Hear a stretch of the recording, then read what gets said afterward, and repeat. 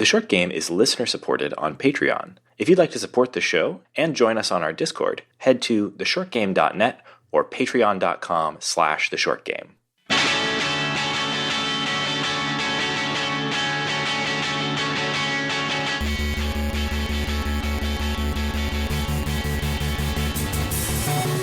Welcome back to The Short Game, the show about short video games, games that respect your time. I am Reagan Kelly, and I'm joined by all of my fine co-hosts. Laura Nash.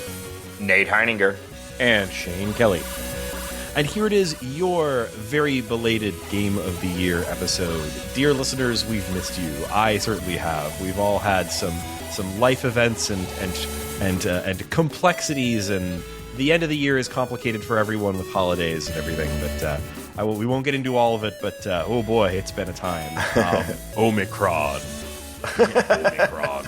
And other misfortunes. Assaulted by Omicron. If it was just Omicron, it would be one thing, but But you know what? The people have been calling for it. It's been on the news. We've got our giant novelty check ready. We're here. We're finally here to give the most the most gaming's most. You have to keep this in. No, I was coughing. I know we have to keep this in because it totally coughing and just completely destroying your. Back up. Yeah. I feel bad.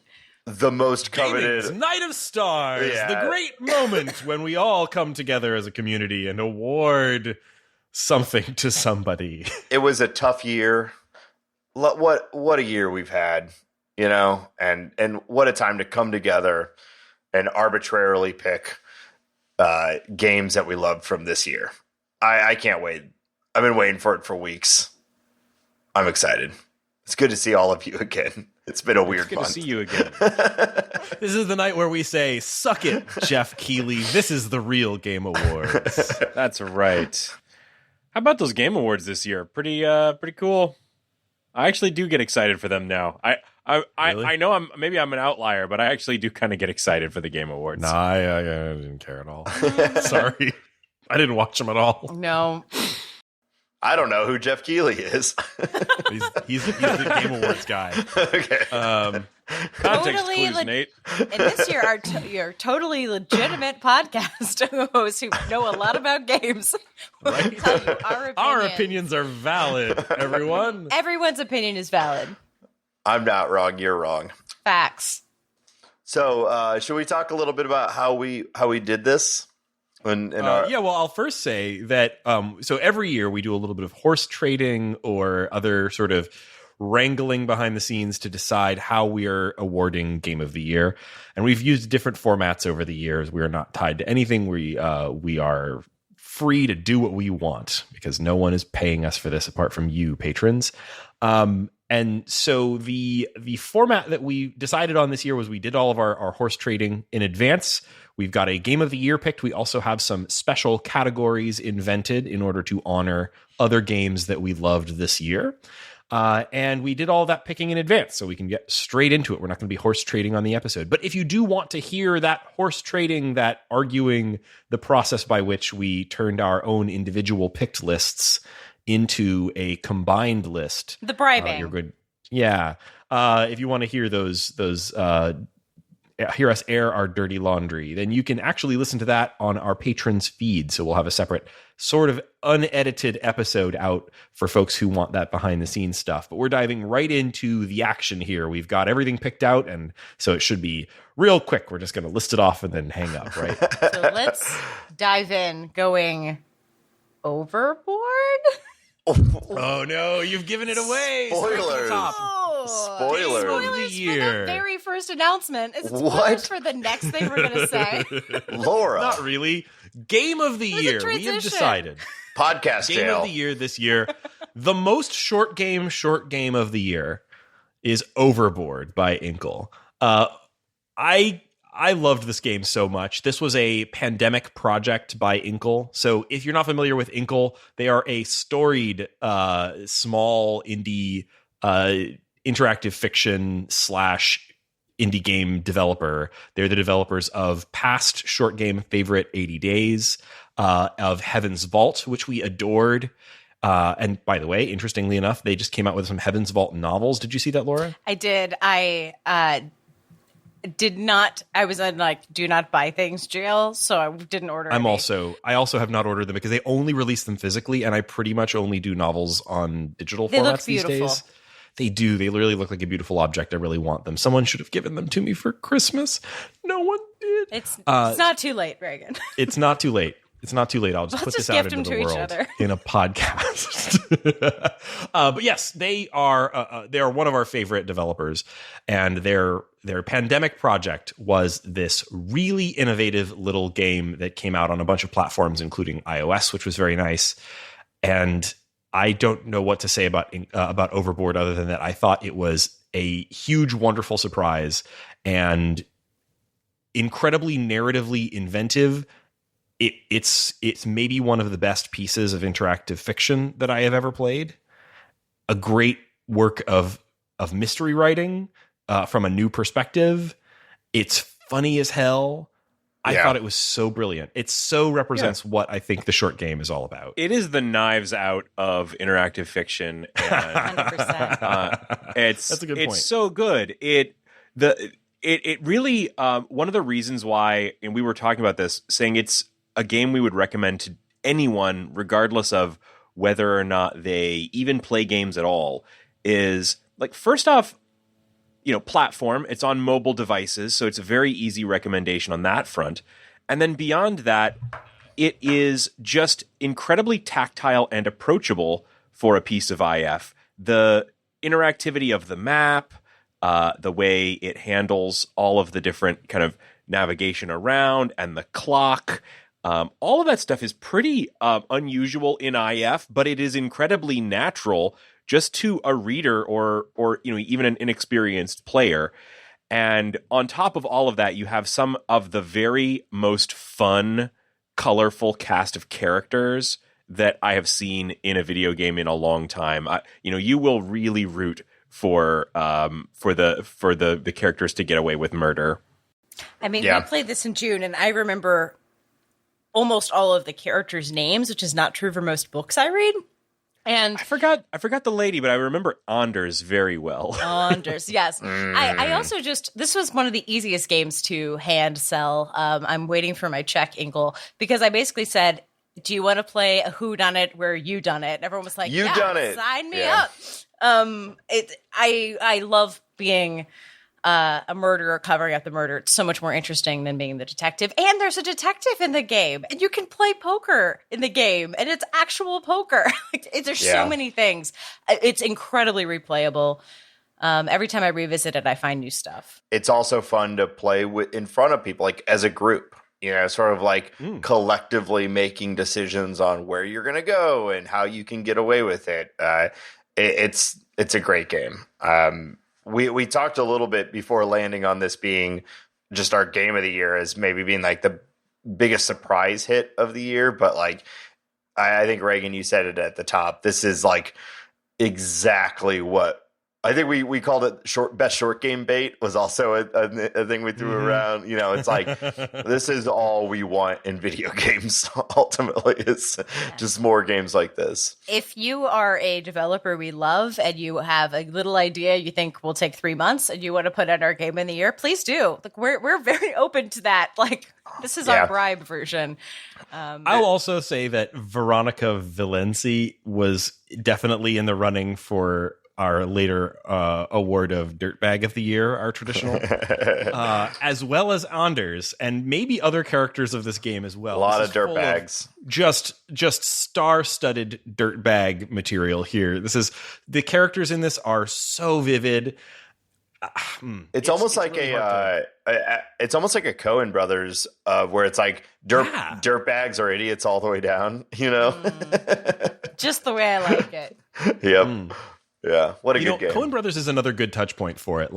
Shane mentioned Knives Out, and I kind of see that, but this has a Coen Brothers kind of feel to it too. This is it's too silly for Coen Brothers. For Coen Brothers, it's too vibrant, Depends on the Coen Brothers. Yeah, they've done a lot of.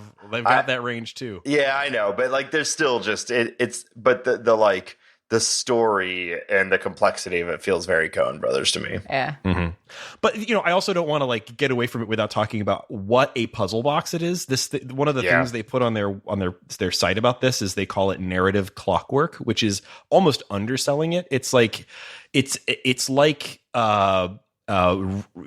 like this incredible replayable mystery puzzle box that has so many moving pieces. And, it has tons of endings, but it's not like your traditional visual novel where you're just sort of choosing from a list of endings towards the end of a story. This is something where like there are a ton of really wild things that you can make happen in this game once you really understand how its narrative works. And you can fast forward. Also that. I mean, honestly, so if this brilliant. didn't have a fast forward button, it probably would lower my list, but I was so happy about that. This also kind of kicked off a mini trend for the year, which is time loop games. This one, it is, I think, a time loop. Although it's not as explicit as it is in some of the other games that we're going to talk about. It hints at it. Veronica clearly wakes up each time and has some memory, seemingly sort of the fact that she's done this before. She's like, that didn't work or whatever.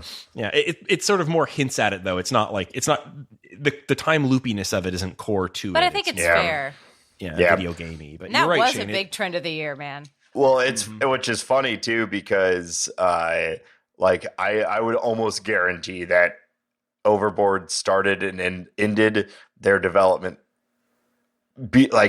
after everyone else had already been developing their games. Like all of the other time loop games probably were worked on for years and then released in 2021, and Overboard was created in 3 months and beat everybody to the time loop trend, which is awesome. And when people ask about what is the deal with the short game, one of the key things that I think is so important about playing short video games is that smaller games, smaller scopes leaves more room for people to experiment with new narrative design ideas, new structures. And then, we see those things filter out into gaming as a whole. Sometimes you see a small indie game that invents something, and then 5 years later, everyone is doing it. And, I don't think that's exactly going to happen with Overboard, but this feels like one of those moments where this game has invented something with the way that it does narrative here. That it's not the first game to do, a puzzle box with, a replayable narrative puzzle box or whatever. But there's something about the way this works that does feel extremely innovative. And I think this is going to be one of those games that is perfect for study from a narrative design and game design perspective, because it's contained, but within it is contained an extreme amount of interesting complexity. That's this is foundational. I think this is going to be one of those games that people are going to be looking at for years. Yeah, it manages to make you feel like you can do anything. You are in complete control of your decision making, and the game expects and reacts to whatever decision you make, and it just feels good end to end. And it's great. My favorite thing about this game, and I think maybe a good note to end on, is I love that this was a game because the creators were a little burned out and they wanted to make a game where every single person on the team only did what they wanted to do. So, he got to write specific jokes and make kind of 30s jokes. And the illustrator wanted to do characters and costume design, so let them go ham. They don't really want to do furniture. So let's not draw furniture. Let's draw a boat. Everyone got to do only what they wanted to do. And that's awesome. Nothing else. And that's why I think it works so well. Everyone got to just do their favorite thing for 3 months. And I think it's such a joy as a result. Turns out, let people do what they want to do, and maybe good things will happen. So that's awesome. So we also had a lot of other games that were spectacular and, someone's favorite, but we didn't want to make a ranked list because not everyone played everything.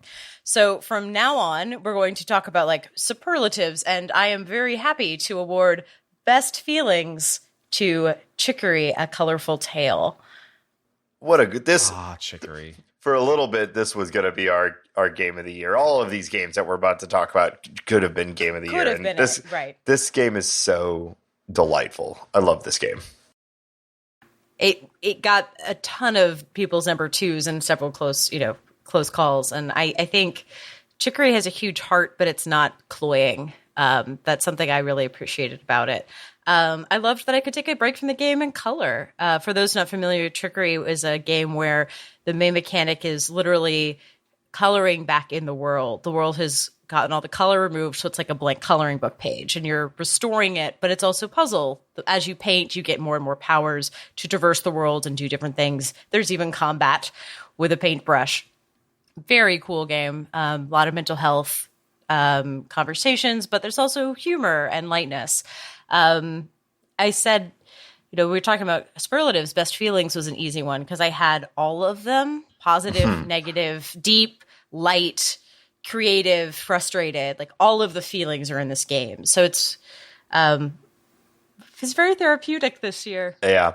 And it addresses them. It goes straight at talking about those sorts of feelings. And it's also, even though it gets heavy at times, narratively, it is still just like delightful end to end. I mean, right out of the gates, when it asks you what's your favorite food, and then that ends up being your character's name, it's so funny. I love this game. It also just came out on Switch, or recently came out on Switch, which I think is God, because this game was like born to be on Switch. Yeah, it's I'm perfect. so glad it's there now. Oh, and if you were a Kickstarter backer, check your email because there's a discount for the Switch game. Nice. That's really nice. So even nicer for them. This was, we did obviously, listen back to the episode, but like this game came as a bit of a surprise for me because like it's funny, like Wander Song, the previous game by Greg Lobanov, was one of those games that like surprised me with mostly with its writing, with its like narrative depth. It was a lot of fun to play. But it mostly just sort of hit me with feels in a way that I wasn't expecting. It had more to say and said it very well, about a sort of like the power of hope in the face of darkness at a time when that was a message that I needed. And this game, in a very similar way, is sort of about the power of hope in the face of darkness, but also the power of art. The power of hope darkness. In face of darkness, you are self-creating because you have imposter syndrome and art is hard. Right, yeah. It's they're both incredible games about feelings, and like it's incredible that they both hit as well and as hard as they did. Like these are really beautiful games, and this game is, Wander Song is a great game, but this game is more of a game than Wander Song, and I think this is a game for everyone. Like, Overboard is a game for literally everybody, but like this is also a game for anybody who likes video games, and it's just absolutely. And if you're not sure, there is a demo, a sizable demo you can check out. So good. I also think people have been kind of chasing the dragon that was Undertale for like 5 years now. And while this game tonally and everything is so different than Undertale, it still had that same feeling to me of like that perfect blend of interesting and fun mechanics with a story that I've never seen told in this way. And it's a great game. Yeah, I think best feelings is our award for this game, and I think it's a good one because this game gave me great feelings. The game that I'm most excited to talk about and have been recommending to everybody is the one we're giving the most holy shit moments, and that is Inscription by Daniel Mullins. That was a pretty recent one. This was, however, a game that as soon as I really got into it and really started playing it, I knew this was going to be on my Game of the Year list. For my personal list, this was at the very top. This game had I mean, it's at a certain point, the like spoiler clock is going to run out on this one. So, but it hasn't quite run out yet. You should go play it and go in blind if you can. We did a 2-parter episode on this, so you can listen to our spoiler-free episode and let that convince you to try it. But this nails two things that aren't often like really both firing together, which is really good replayable gameplay and simultaneously a really well-paced story that moves forward and progresses.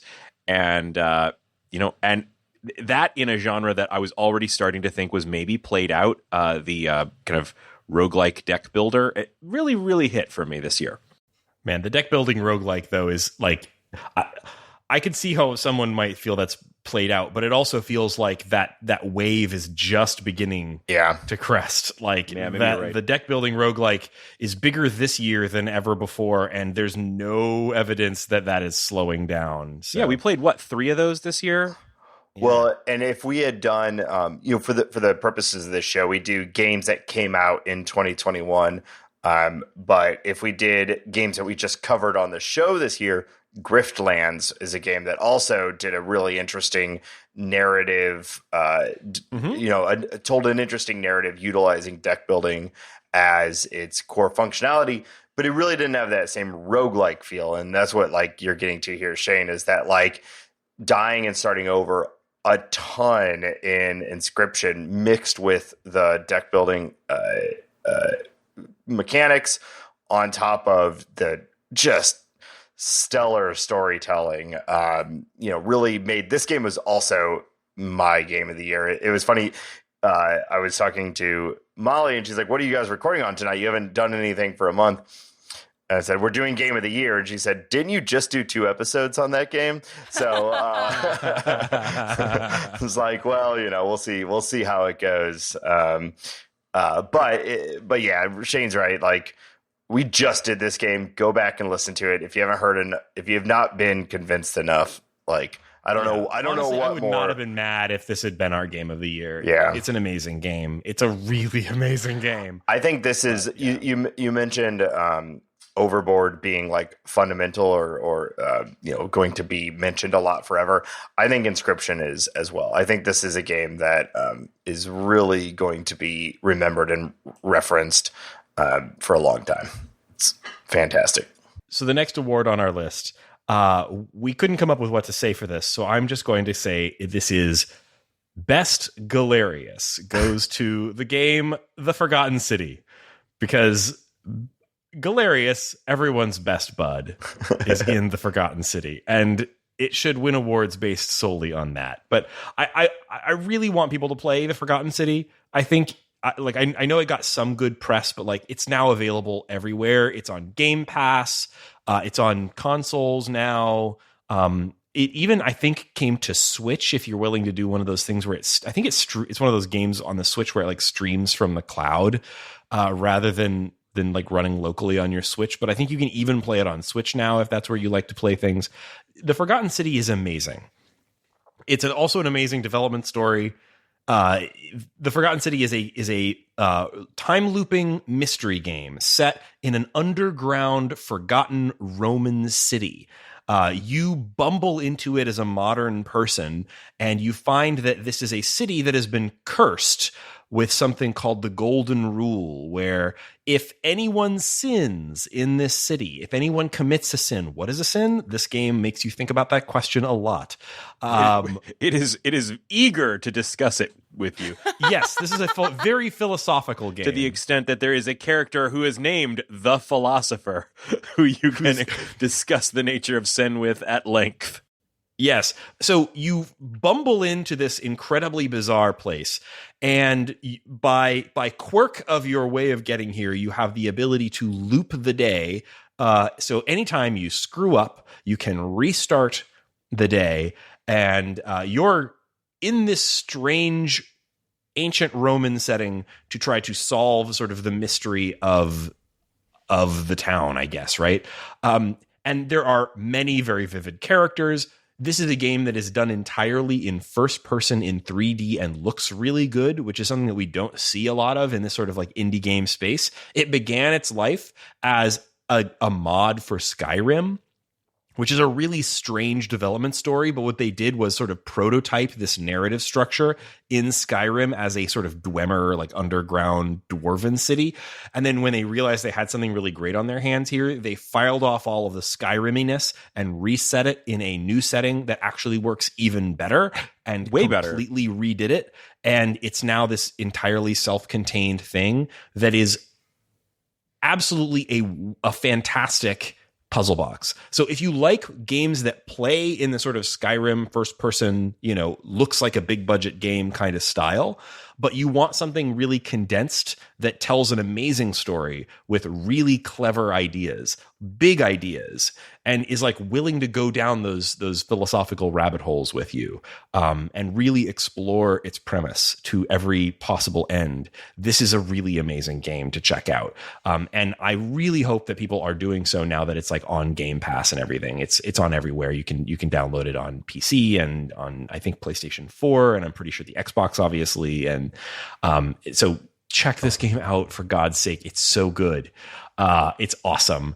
And personally, I mean, we talked about we each had our own personal lists, right? And this was my personal top game of the year. Now, part of that was probably that, like, I knew that I was probably the highest on this game of the group, and that if I put it at the very top of my list, it probably wasn't going to end up as the actual game of the year for the show, because I know I'm not going to be able to browbeat these folks. Reagan is the only one who Reagan game theories his list just to prepare for the conversation. Yeah, I know how these conversations go down. We've had them a bunch of times now. So I follow my heart with my first item on the list, and that was this, man. This game, I loved it.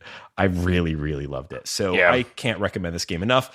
And Galerius, just to explain best Galerius here, there's a character in this game, Galerius, who's this like shaved head, like Roman, what is he, like a peasant or whatever.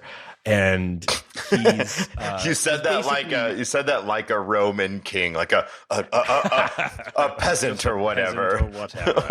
Pleb? One of the proles. Pleb, that's the word I was looking pleb? for. Okay, I haven't played the games. I think, yeah. Anyway, he's but he's like clearly like the nicest guy in the city, and he's a fun game mechanic in and of himself, because this being a game about time loops, you have to redo a bunch of stuff, but Galerius is game to just do stuff for you, bud, because he's such a good guy, and that's really valuable and important, and he becomes sort of your best buddy through this whole game. So I love Galerius, and I love the Forgotten City. So I award the Forgotten City our prestigious Best Galerius award.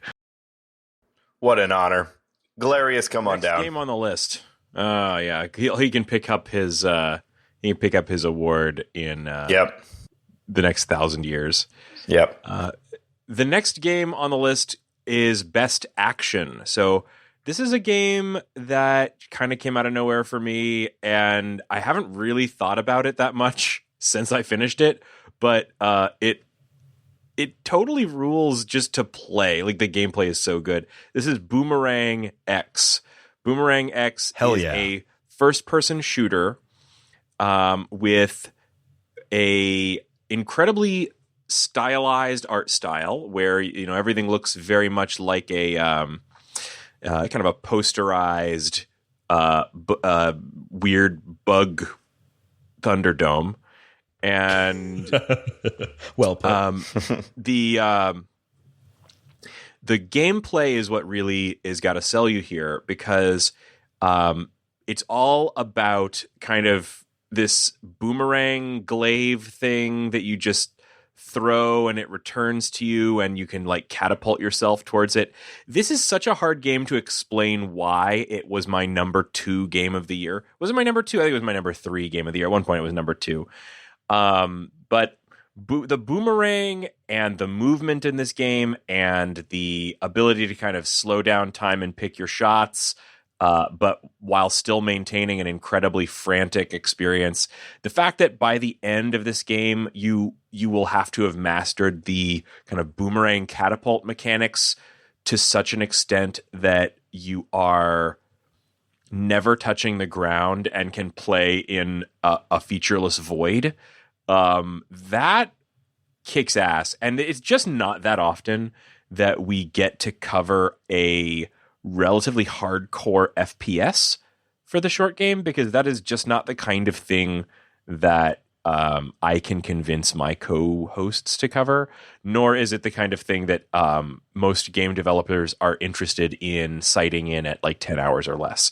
So this one is unique. What was the first-person action game that we did this year also that was like all cyberpunky and super fast? Geez, I should have put that on my list. Ghost Runner. Ghost Runner. Yeah. It was from 2020, which is why it wasn't on your list. Oh, that's right. Okay. Did we play that in 2020? No, we played it this year. We played it in this year, but so you're absolved from forgetting about it. Yeah. Okay. That game whipped ass. Yeah. I didn't mean to derail from your point though, Shane. I was just thinking like, we almost never get to play those. And then I thought of that one, which was also super tight, you know? Yeah. I would love for them to bring us more of these.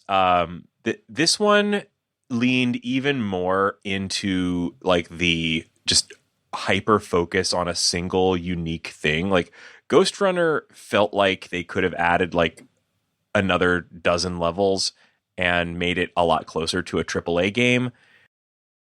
Boomerang X was so tight and so contained, and I'm not just talking about the arena levels. I'm talking about the scope of the game and its incredible focus.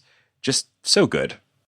Yeah. And I just as a bit of news, we played that pretty close to when it came out. In fact, I think we had our episode out like day and date with the release of the game. About 3 or so months later, we talked about how we really wished there was like an endless mode in that, and they released one late October. I haven't played it yet because it's been one of those things where we never get to the chance to like loop back to games that we enjoyed. But like this game, playing like an endless mode of this actually is like one of the few games that I think that would be like super super compelling.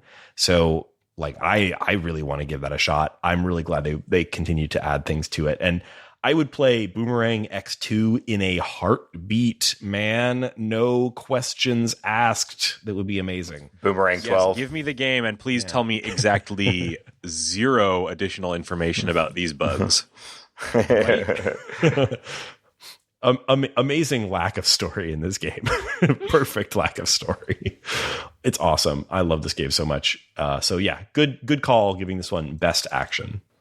And for our last of these style awards, really special one. I'm so honored to be here today to give this one out. This one, the award for Best Mario goes to Bowser's Fury. What a game. Come on down, Mario. Kitty Cat Mario.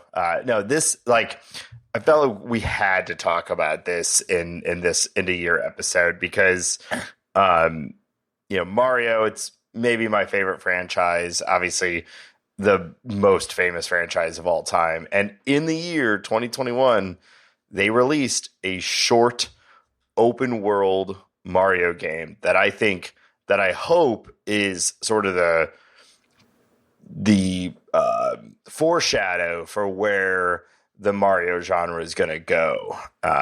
They blended the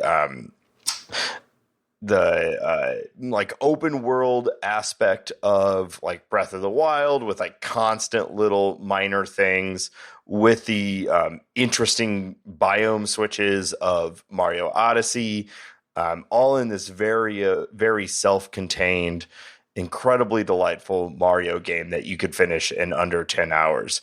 And I would be cool if they just released one of these like every year. It was so good, so fun. I don't need like a 30-hour Mario game. Just give me stuff like this over and over, switch it up. I loved this game. It was very high up on my list, and I'd love to see more like this from Nintendo. and I felt like everyone was really into it, but I don't think it's like feels like it was under the radar for people didn't talk about it for very long, and they didn't really talk about it because it came out in this bundle with the remake of 3D World. Most of the conversation was about 3D World, which we'd already had that conversation before. Yeah. So people didn't really talk too much about it as its own thing, which is a bit of a shame because like it is sort of like Nintendo finally made a AAA game in one of their major franchises, but for us. Right. Yeah. A Mario short game. And don't give me all that. If you're good at Mario, they're all short games. Okay. You know what I mean? This is Shut up. Shut up. All right. We know you can warp through Mario 3. Shut up. Shut up, hypothetical person. Yeah. Let me invent a guy to be mad at. Listen up, me on the other side of this podcast. Yeah, it's awesome. What a good game. And I hope there's more of that. Yeah. On that topic, today at work, someone went, "You guys covered Celeste? That is such a short game if you're bad at it." And I was like, "Please don't call us out. Please, people on this podcast have children. Please don't call us." Did you tell them, shut up? Just tell them, shut up, you. Shut up. No, I sold them, well, not every game is for everyone, but I do suggest you check out the soundtrack because I am a professional human being. Yes. And ask them how they're doing on side C, and if they're struggling, tell them to meet up with me, and we'll talk about it because I'm always and you'll be helpful. And yeah, I always want to talk more Celeste. I'm going to go in really aggressively and then just be supportive because that's what Celeste would want. That's true. Nate, side C doesn't exist. Stop spreading these lies. What a good game. We have a special award that we like to give out. This, I don't know where this tradition dates back to exactly. I think it was Night in the Woods, I believe. Oh yeah, our first Dirtbag of the year, May, from Night in the Woods. Yeah, so we just like to look back at the characters who graced our screens throughout the year and identify just one of them that is our favorite Dirtbag. And in this case, I think shall I read the nominees or shall I dive right in? Name the nominees. Read the nominees. Yeah. People need to know the nominees who are dirtbags out there. The nominees are Utya Duck, the mysterious duck wizard creature from DJ in a onesie. Multi-talented. Fabulous. Yeah. Fabulous. Yeah. Sorry, what was the name of that escape room again? Project Avatar. Project Avatar. Project Avatar's Utya Duck, a strong contender. I think the only thing maybe holding Utya Duck back from a Grand Slam victory, there's maybe two things. One is that I don't think many of our listeners will have had a chance to experience Utya Duck. And two is I was actually delighted every time I saw it. Yeah, I would actually, in hindsight, Utya Duck, we put him on the list because I think we just wanted to talk about Utya Duck. Utya Duck was not the dirtbag; it was Chick Man. Chick Man was the dirtbag of the game, who was That's exactly it. They're too similar. I think that's also maybe a knock against Chick Man. We're spoiling the results here. You got to get through the nominees, and then we'll talk about the decision making. The second strong candidate from the game Unpacking is the unnamed boyfriend who has a bunch of vinyl and a Zen garden. And you cannot touch any of his stuff when you move in. And he doesn't move any of his posters, and he looks like he just watched The Matrix and decorated his room accordingly. Yes. Our third on the list is Captain Anders from Overboard. I think in particular, this nomination is inspired by his casual grace in overlooking your murders. Yes. And I think we also have on the list the Stoat card from Inscription. Yeah. I would amend that to simply be Daniel Mullins. Daniel Mullins himself. Creator, yes. Yes. Some people who were disqualified based on invented rules. The Creeper in Boyfriend Dungeon, ineligible. because too creepy to be a proper dirtbag. And there's got to be a little. It's got to be a little fun. There's got to be a Yeah. little fun in being a dirtbag, and we generally like we might not lovable always like dirtbags. dirtbags, but we like talking about them. the or world needs something. dirtbags. The world does not Right. need the creeper from Boyfriend Dungeon. And likewise, Malcolm, the dead husband in Overboard, isn't eligible because he's a Nazi. Yeah. And that's just not fun. And also too dead from the very beginning dead. to be a dirtbag. Yeah. in the game. Can be off screen, cannot be dead. Yes. Shane, who is our official dirtbag of the year? I can't say because he has no name. It is the unnamed boyfriend from Unpacking. Unnamed boyfriend, your socks were more organized than anyone who is not a serial killer. I was certain that we were going to move something in your apartment and reveal a bunch of the slides from Dexter full of It's and it's unnamed so boy- Definitely the American Psycho guy. An unnamed boyfriend, your protein powder is all the way on the very top shelf in the back, so you can't reach in because I did not like you. it's such good design, such good like environmental storytelling, because there's literally no words in this game. We never see anyone. We don't hate know him so much. and we don't know why they got together, and we also don't know why they broke up. She could have been the reason. Anything in that apartment would be know. a reason to break up. Yeah. And- The key moment from that game that really hammered home like just the brilliance of the way this game like told its story and told you about who this dick was and how he was relating to his new girlfriend moving in was the fact that you have your brand new diploma and you have to put it under the bed It's because so- there's yeah. nowhere to hang it and you can't move his posters. It's so good. Like Yeah. that moment was so brilliantly done, like oof. And man, fuck that guy. Yeah. Fuck that guy. He forever. sucks. Yeah. Dirtbag of the year. Congratulations, unnamed boyfriend. We Yep. love to hate you. Congratulations. You did it. Sincerely. We're proud of you. So our next category, we covered a number of games this year that released in previous years, or maybe we played it on our own and we didn't get a chance to cover it just yet. For the awards, we tried to stick with games that not only did we cover in 2021, but also came out in 2021. So we've got a list here of games that we just want to throw out for a variety of different reasons. I'll go ahead and start. The first game that I think would have been very high on all of our lists had it come out in 2021, or if we'd played it in 2020, was a game called Carto, which we played very early in 2021. We just missed it in 2020, and I loved this game. It was definitely in my top 5 games that we played this year. What a fun, delightful, charming game that also takes the mechanic from one of my favorite board games, Carcassonne, and gives you this tile placing mechanic, tells a really charming and interesting story. The puzzles were light and fun. The whole thing, just end to end, was delightful. I truly loved this game, and I felt like we had to talk about it on this episode. Oh, it's so charming and beautiful. It's a real gem. Yeah. That was my first really like calm, like restorative gaming experience of 2021. There were going to be more to come, but that was the first one that I just like, I felt so much better after playing it.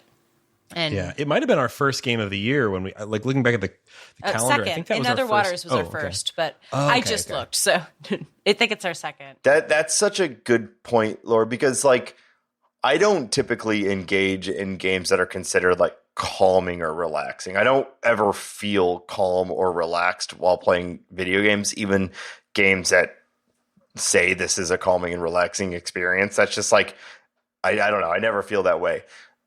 Except for this game. This was one of the only games I've ever played where I was like I was playing it on Switch, like laying on the couch. It's just like, this feels so nice, you know?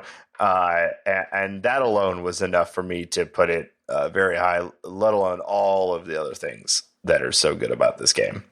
Well, the game I really want to put up on this list, we haven't really had a chance to talk about it, and I think that is a damn shame. I'm going to try and make sure we cover this more fully next year, and that is Resident Evil Village. This is the 8th mainline Resident Evil game, and it is, at least, among the ones I have played, which is a few, and really even by reputation, maybe across the whole series, it is the best Resident Evil game.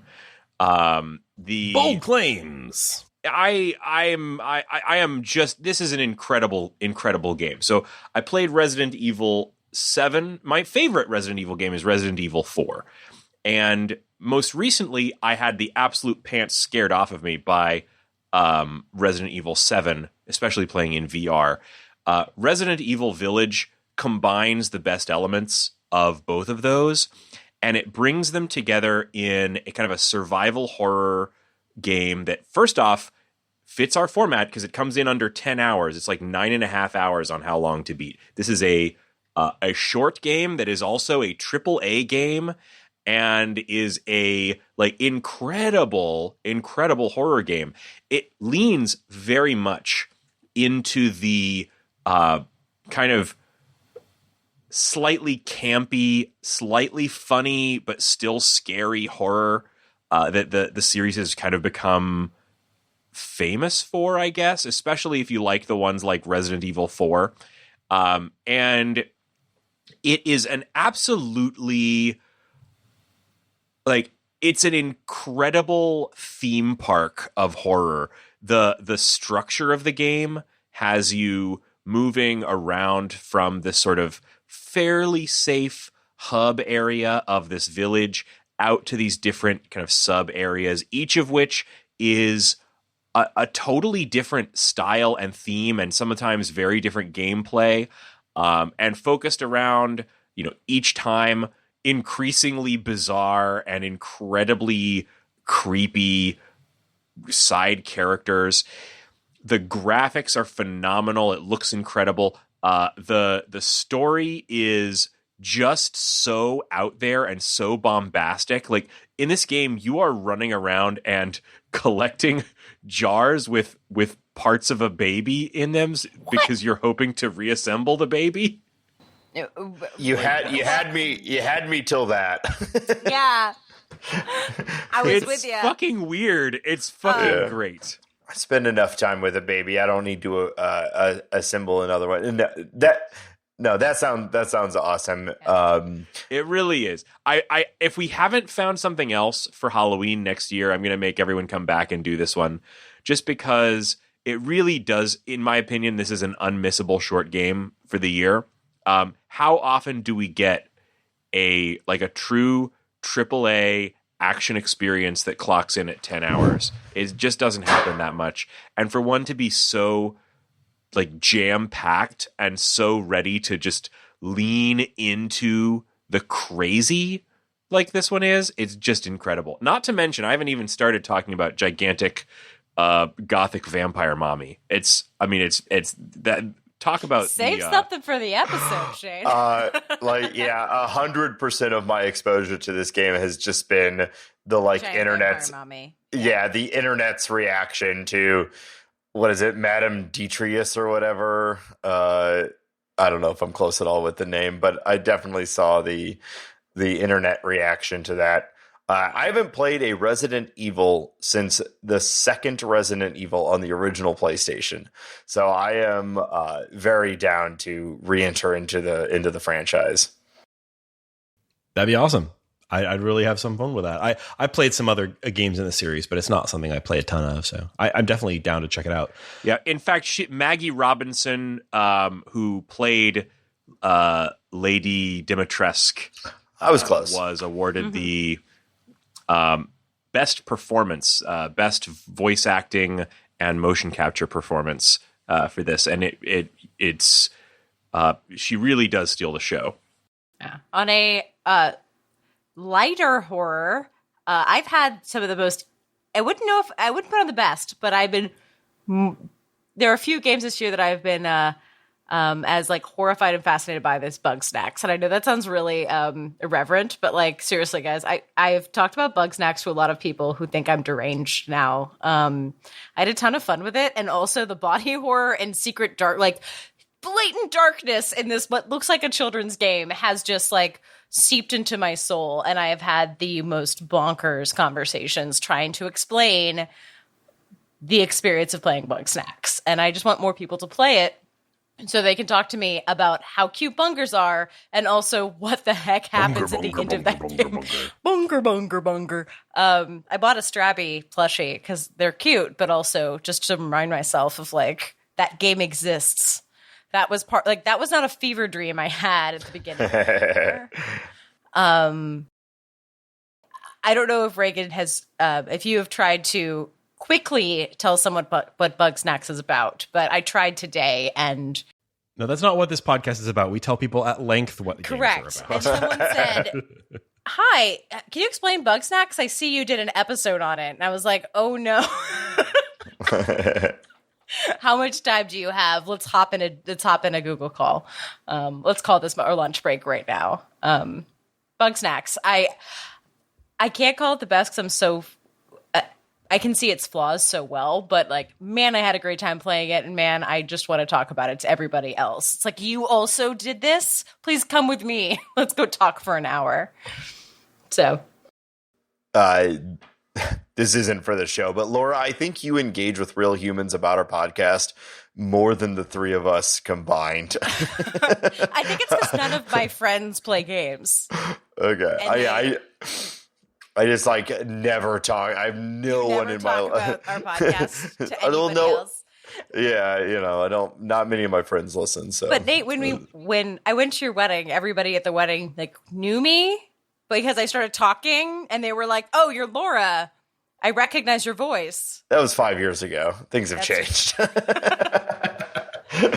Anyway, we can go back to the. Yeah, I don't engage with real humans on any basis. So this is my engagement with real humans. It's in my README file of like, talk to me about like musical theater. I have a podcast about games. So people will like look it up and be like, just send me random questions at work. Yeah, that's as a getting to know you thing. So the next game I want to call out, I put it on the list because I think of all the games that we played in 2021, I probably spent the most amount of time with this game. And I know that's counterintuitive to our format, but it is what it is. And also the Switch version for this game came out in 2021, so I think it counts. Anyway, Monster Train. I think... Oh, yeah. Yeah. Monster Train was one of... It is like the most extreme version of the deck-building roguelike.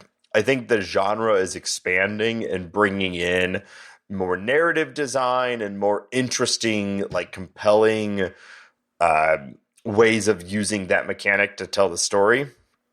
But I think that, like, at least for right now, Monster Train is the peak of the, like, mechanical element of deck building roguelikes. It has everything, and there's so many layers, there's so much complexity to this game, but also it is arguably the most approachable of this genre at the same time, which I think is a true feat and really challenging. It's not really challenging to accomplish. It's not my favorite deck building roguelike, but it did get its teeth into me. I spent a lot of time with this game. I still play it from time to time. I really, really enjoyed it, and I just wanted to call it out in this episode. I was going to specifically call out a couple, but you guys covered most of them. The one thing I was going to mention was Creme de la Creme, which isn't a 2020 game, but is a 2020 game. It's not 2021. Oh, excuse me. I'm stuck in a time warp, as we are all What are. is time? What is time? 2020 game Creme de la Creme was one of the highlights of my 2021, and it's a lovely little interactive fiction novella, romance and mystery and intrigue, but mostly romance. And it's just great. We did a whole episode on it, as well as a few other romance based things, but like looking back on all of the little short things I've experienced this year, like that was definitely a highlight for me, and wasn't going to make our game of the year list because so many factors, but like it's great. I can't recommend people check out Creme de la Creme enough. It's fantastic. It's really lovely, and if you like romance in any form, it's got that form in it for you. It's great. So last thing on our list of things to talk about here was non-game or questionably game-like experiences. There's certain things that we want to talk about that maybe aren't something we can make a game of the year.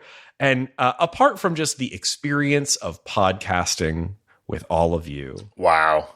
Truly the experience of the year for me. Thank you all. Another of those would be playing Project Avatar with all of you. I really, really enjoyed that this year. Laura, thank you so much for recommending that we do that as a It was group. a forcing, and I'm so happy for it. Like we had such a good time.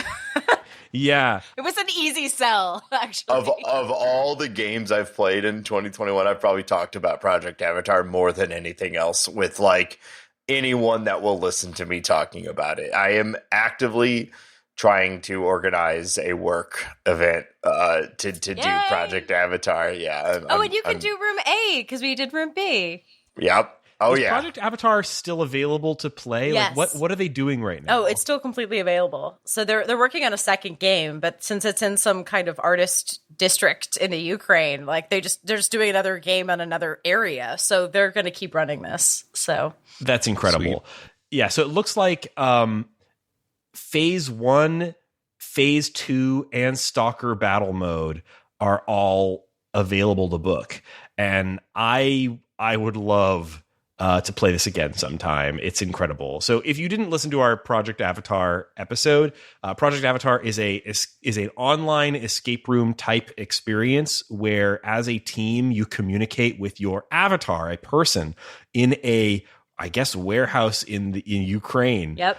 Who has a camera on his head so that you can essentially see through his eyes, and exploring an escape room style experience at a relatively fast pace. In real time it's as if you were commanding another human being in a like real life video game. It's the most wild full shit. Of terrific collectibles. And it's not even it came from the escape room world, but it's not like the puzzles are fast and furious and you are like running and it's like an adrenaline thing. It's not like casually sit and do a cryptics. It's like, no. This is a lot of running. And it's the most thrilling Zoom call I have ever had. Easily. Every other Zoom call is a negative thrill. This was, plus 1,000 thrill. It was fantastic. I loved it. Yeah. Highly, highly recommended. And it was a wonderful experience to have this year. And so if you're out there still needing a online experience to have with friends or family, I can't recommend it enough. It ruled. Thank you, Laura, for bringing us in on that one. Oh, I wanted to play it a second time, so that's totally excusable. So do we have any last thoughts as we wrap up this year's Game of the Year episode? Shout out to all the game developers and people in the games industry still putting out phenomenal content in 2021, despite the world that we live in. I think this was as good a year for games as any of them have been. And I think we all would have also been fine if every game studio said, nah, we're good this year, and just sort of punted. We have a lot to catch up on, still do. But, yeah. So new stuff keeps coming out. So it felt like a really, looking at some of these games that we talked about today, each one of them, such an inventive effort, I really feel like this was a defining year for like exploring different genres that have already been around for a little while, and excited to see where it goes. Like, I don't feel like any of these games are just like, oh, this is the best version of this genre. It's like all new, interesting takes on really good on genres that we've all loved already. And none of the games we gave superlatives to feel like each other in any way, shape, or form. Like, how do you compare Bowser's Fury to Overboard to Inscription to Chicory to Forgotten City to Boomerang X? Like, these are radically different games, which makes them, almost impossible to rank, but also like so memorable. There's often years where all of the games in the top 5 feel similar. This is almost ludicrously diverse for a set. Absolutely. It has been a great year, and I'm looking forward to a new one. Listeners, thank you so much for sticking with us through this year.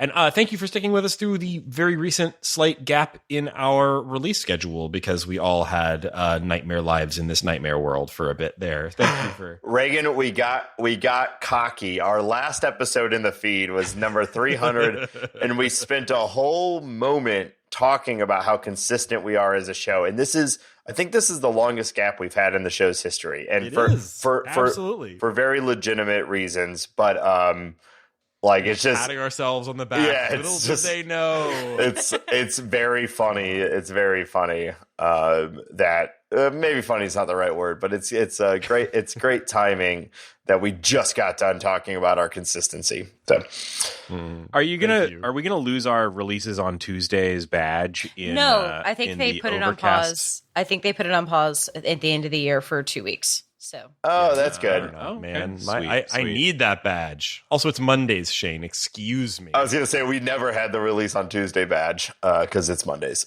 but that's cool. Mondays. That's what it is. So, can we throw a few more things out? Does anybody have anything that they didn't get to this year that they really wish they had? Okay, Forgotten City, Inscription. Also Sable. Sable. Yeah, Sable. Sable's definitely on my list of shame right now. The creator, one of the creators behind Chicory, put out his personal favorite list, and I hadn't played any of them, so I'm adding all of those to my to-do list. I feel like there's always a million little games that we don't find out. I mean, there's this year's Carto, it's gonna come in January, and we'll be saying, "Oh man, if only we had played this." Yeah, we've got probably a year worth of games from 2021 that we would like to and probably should have covered that we haven't gotten to yet. And I haven't even finished catching up on the must play stuff from last year. It's a nightmare. We're never going to get through it all, but that's what we do. We cover what we can. So I'm looking forward to it. But shout out to the Discord who constantly bring us new and interesting games. We used to really have to if we had a gap week, we'd really have to dig around. And now it's so easy to just go into the Discord and find great games. And I think a lot of us play them on our own, and maybe they don't make it on the show, but I like to think of it as a good service for the show and just for all of the people in the Discord. That channel is fantastic. So thank you all. I do have a final award. I know a lot of you are wondering what my favorite Magic the Gathering draft set of the year was. Yes. Finally. I want you to know it was Kaldheim. Kaldheim, the Viking theme set. There you go. Wow. That's going to send ripples through the industry, Shane. I can't believe you. Hey, there's still time to buy a box at your local friendly game store. Hey, and speaking of that, I'll also say that in person, back in March, Reagan, Shane, and I played Wingspan in person, and it was awesome. It was really awesome. Great board game. Just someday feel FOMO. Someday. That feels like a wild. I didn't even think about it being this year until this very moment. So we are literally out of weddings to be able to get together again for. So hey, don't say that you're cursing one of our existing marriages if you say that. We're gonna in the short term, yes. We are out of wedding. We are we are out of weddings to compel a get together. We talk about ShortCon every year. I'm calling it now. ShortCon 2022 is happening.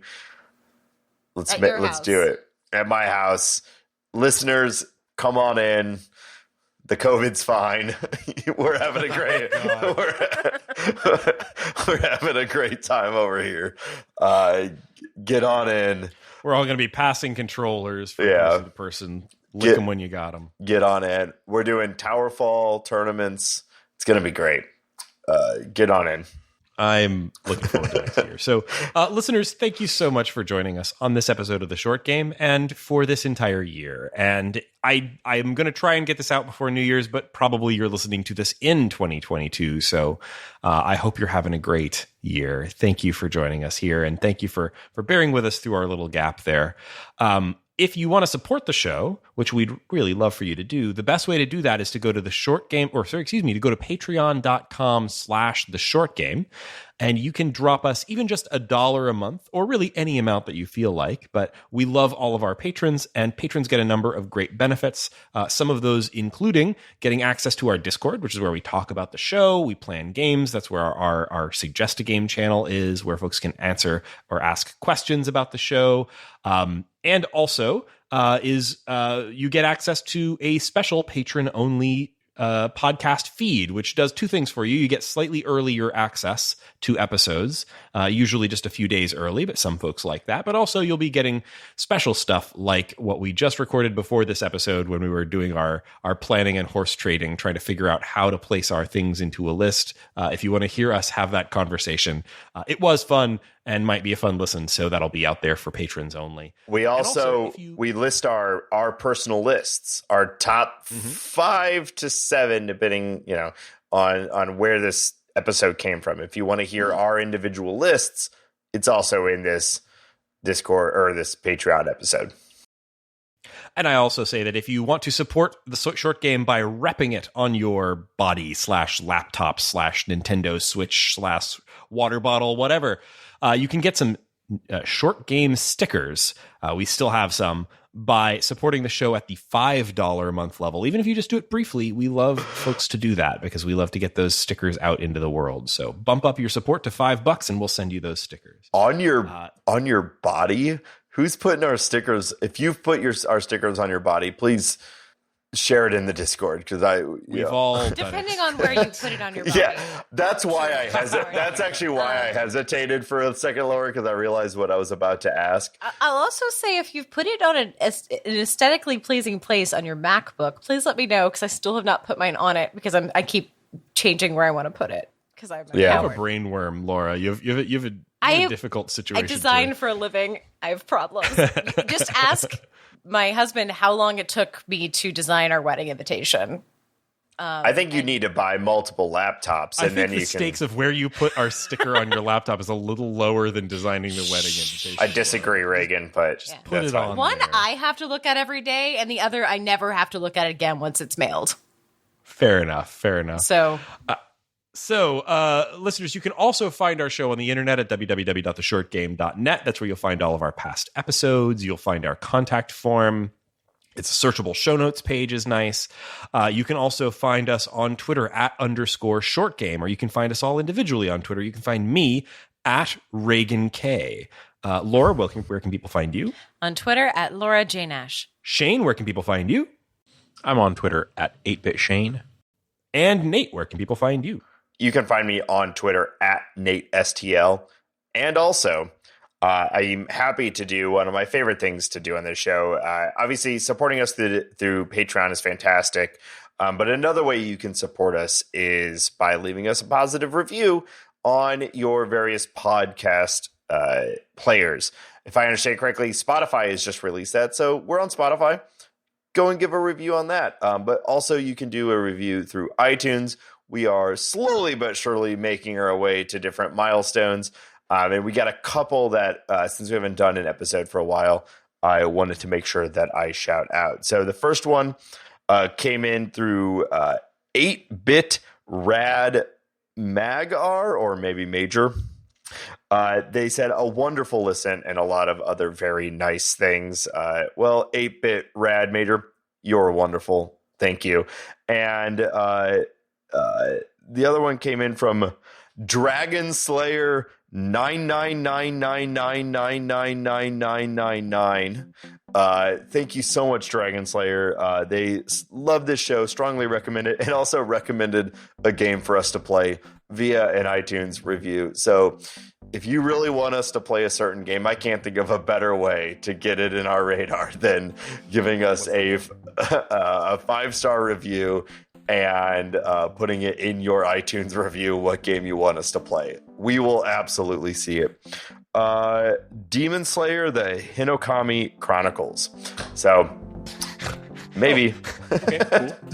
Sick. Maybe. I like Demon Slayer. Listen, friend, I think I might be the only person on this show who would consider playing that, so I probably won't be able to browbeat my colleagues into playing an anime game based on Demon Slayer, the Demon Slayer anime, but from me to you, cool.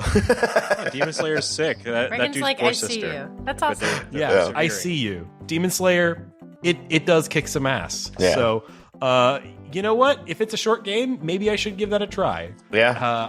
I've not thought about playing the Demon Slayer game, but now I'm thinking about it. Well, Thank you. yeah, What was thank it? you. Dragon Slayer and then a whole lot of Dragon nines. And the two of you both made it in our Game of the Year episode. So thank you again for your kind words, the time you took to send us a nice review. We appreciate it. Much appreciated. And thank you once again to all of our listeners for joining us on this episode of The Short Game.